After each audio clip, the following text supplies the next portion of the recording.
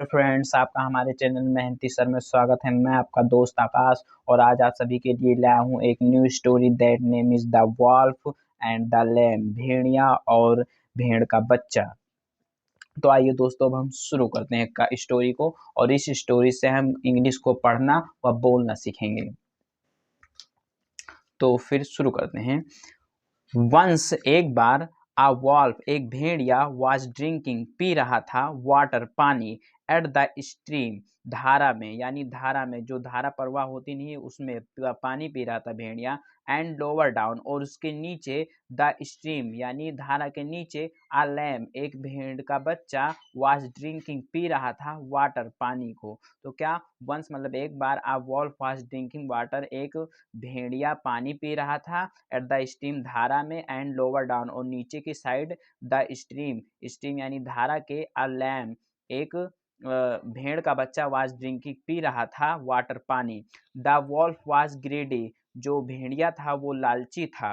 Eight the sight of the lamb उस भेड़ के बच्चे को देखकर, एट द साइट मतलब देखकर, उस दृश्य को देखकर, आप द लैम यानी लैम के उस दृश्य को, उस भेड़ के बच्चे के उस दृश्य को देखकर, his mouth began to water उसके मुंह में पानी आने लगा। हिज माउथ बिगन शुरू हो गया, टू वाटर उसके मुंह में पानी आना शुरू हो गया।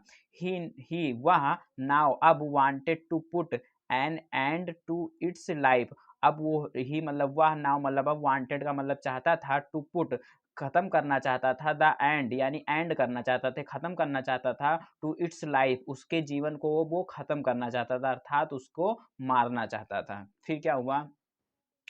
ही वेंट वो गया, टू द लैम वो भेड़ के बच्चे के पास गया, एंड सेड एंग्रीली और क्रोधित से कहा, यू रास्कल हे दुष्ट, why are you making the water muddy, why are you making तुम क्यों कर रहे हो, द वाटर पानी को, मडी का मतलब मैला, मडी का मतलब मैला, तो why are you making the water muddy तुम पानी को मैला क्यों कर रहे हो। That I am drinking that वह आई एम ड्रिंकिंग वह पानी में पी रहा हूँ। द लैम वाज फ्राइटेंड जो भेड़ का बच्चा था वो डर गया। वाज फ्राइटेंड का मतलब वो डरा हुआ था या डर गया।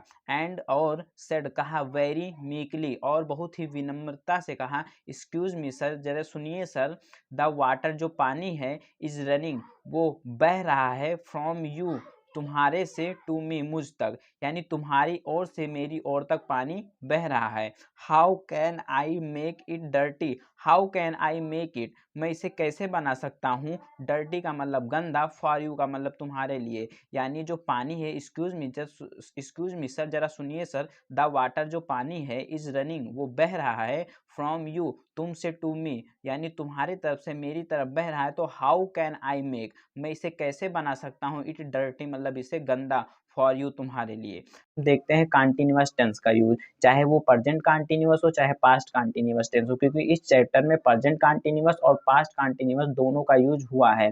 तो प्रेजेंट कंटीन्यूअस टेंस किसे कहते हैं? जैसे वो खा रहा है, वो नहा रहा है, वो धो रहा है, वो जा रहा है, तो इस प्रकार के सेंटेंसों को हम प्रेजेंट कंटीन्यूअस कहते हैं। जैसे इसके अंत में रहा है, रही है, रहे हैं आदि शब्द आते हैं। और पास्ट कंटीन्यूअस टेंस उसी प्रकार, जैसे वो खा रहा था, वो नहा रहा था, वो जा रहा था, वो आ रहा था, तो इसके अंत में रहा था, रही थी, रहे थे, इस तरह से हिंदी वाक्यों के अंत में वर्ड आते हैं। तो कुछ एग्जाम्पल हम देखते हैं, जैसे वो खा रहा था, तो ही ये पास्ट है, ही वाज ईटिंग, क्या खा रहा था? एक एप्पल यानी एन एप्पल। अब फिर तुम गा रहे थे, तो यू गा रहे थे, तो you were singing a song, तुम एक गाना गा रहे थे। अब मैं नाच रहा था, तो आई वाज डांसिंग। ये सब पास्ट है, ये पास्ट दोस्तों, ये पास्ट कंटिन्यूअस टेंस है, क्योंकि इसमें वाज और वर का प्रयोग हो रहा है, तो इसीलिए पास्ट है। तो अब जिसे प्रेजेंट किस तरह होगा, जैसे वह खा रहा है, तो he is eating an Apple.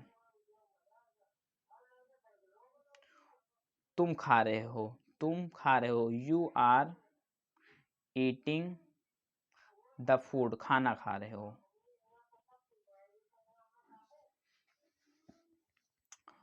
मैं नाच रहा हूँ, आई एम डांसिंग। ये दोस्तों प्रेजेंट है क्योंकि इसमें इज एम आर आया है, और वाज वर्ब जिसमें आता है वो पास्ट होता है, इज एम आर आता है तो वो पास्ट कंटिन्यूअस है, अदरवाइज वो क्या है, प्रेजेंट कंटिन्यूअस है। तो अब दोस्तों आगे बढ़ते हैं। द वॉल्फ न्यू, भेड़िया जानता था, दैट की द लैम, जो भेड़ का बच्चा है, वाज राइट, वो सही था, बट लेकिन ही पुट, वो रखता है, फॉरवर्ड आगे, एन अदर एक्सक्यूज, एक नया बहाना, यानी वो एक नया बहाना रखता है या करता है। ही सेड, उसने कहा, यू रेंज्ड, हे दुष्ट, यू कॉल्ड मी, तुमने मुझे बुलाया था, नेम्स, नाम मेरा, लास्ट ईयर, पिछले साल तुमने मेरा नाम बुलाया था, I am not going to spare you, मैं तुम्हें नहीं छोड़ने वाला हूँ, आई एम नॉट गोइंग, मैं तुम्हें नहीं वाला हूँ, क्या नहीं करने वाला हूँ, टू स्पेयर यू, छोड़ने वाला, यानी मैं तुम्हें छोड़ने वाला नहीं हूँ।